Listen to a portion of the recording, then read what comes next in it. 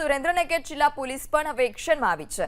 લીંબડીમાં 95થી વધારે અસામાજિક તત્વોને કરાયા રાઉન્ડ અપ। કુલ 370 અસામાજિક તત્વોની યાદી તૈયાર કરવામાં આવી છે।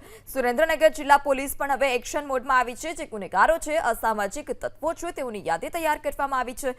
લીંબડીમાં 95થી વધારે અસામાજિક તત્વોને રાઉન્ડ અપ કરવામાં આવ્યા તો કુલ 370 અસામાજિક તત્વોની યાદી તૈયાર કરાઈ છે।